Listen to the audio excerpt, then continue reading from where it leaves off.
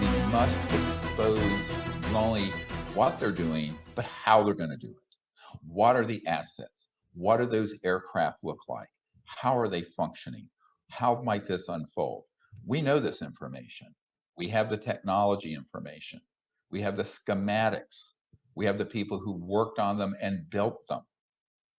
And the really sad thing is that you have Mr. Radcliffe, who is the director of national intelligence, and Senator Marco Rubio specifically saying that these UAPs, which is again another fake word they've made up after UFOs, which also is a fake word.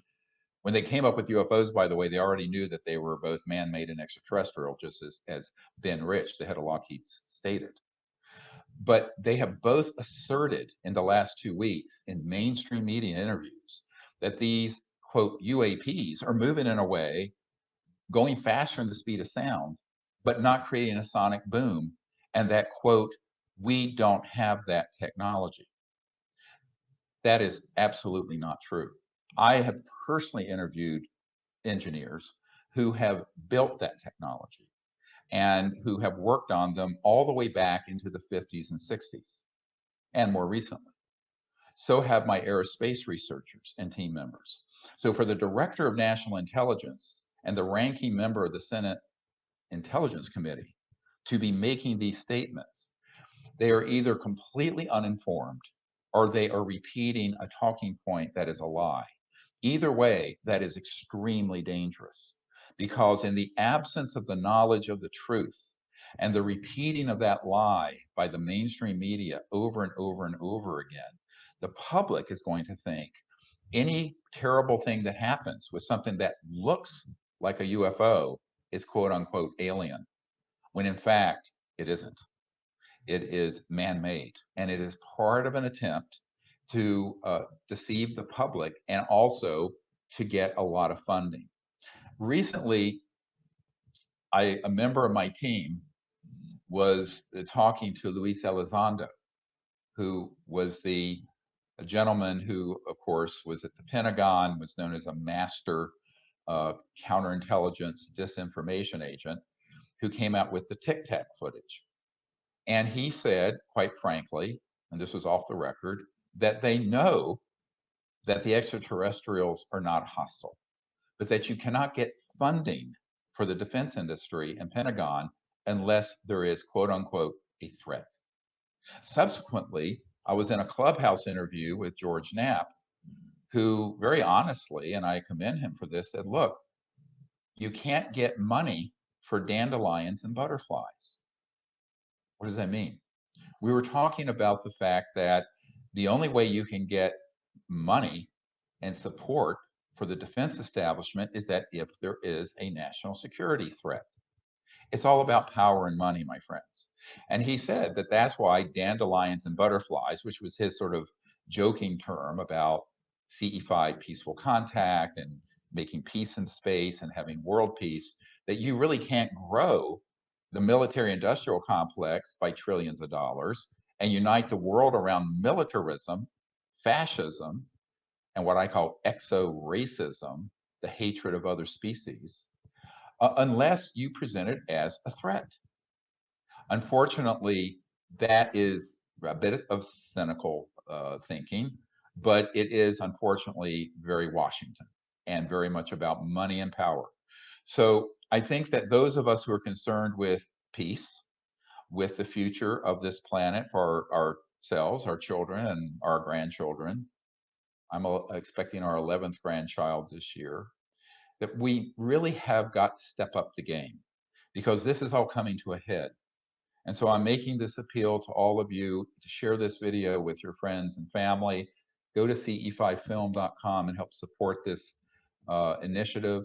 Join us and join the webinar on April 25th for those 5 hours. It'll be very exciting. And those of you who can, if you can join us in Scottsdale, Arizona for that 5-day period from April 25th until through April 29th, we would really love to have you there. It'll be fun. We'll have a great time. And we're all counting on everyone coming together who are ambassadors to the universe in peace and who want the truth out and want a future not of endless war, but a future of universal peace, because that is our destiny. Thank you very much, and I hope to see all of you soon. Bye-bye.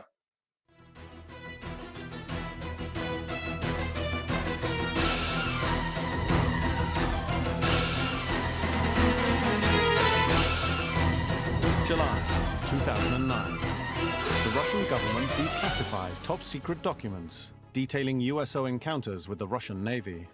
Stunning first-hand accounts of extraterrestrial encounters shock the Russian people and ignite interest from the world's UFO research community. But how could such compelling accounts have been kept secret for so long? And why?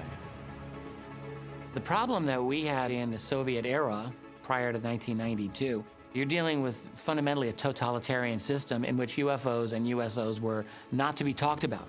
So there was a lot of secrecy. And with the end of the Soviet Union and the release of some of those files that we now have had access to, one of them concerns an undated account of a Russian submarine in the South Pacific. A Russian nuclear sub encountered a formation of what appeared to be alien spacecraft at depth under the water. At a depth of approximately 260 meters, crew aboard a fully weaponized Russian nuclear submarine detect 6 unknown objects on their sonar, traveling in formation directly towards them.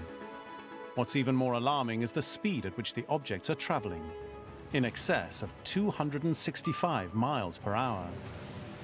This was hugely unnerving for these highly trained military personnel, and it was quite unlike anything they'd ever seen or experienced before.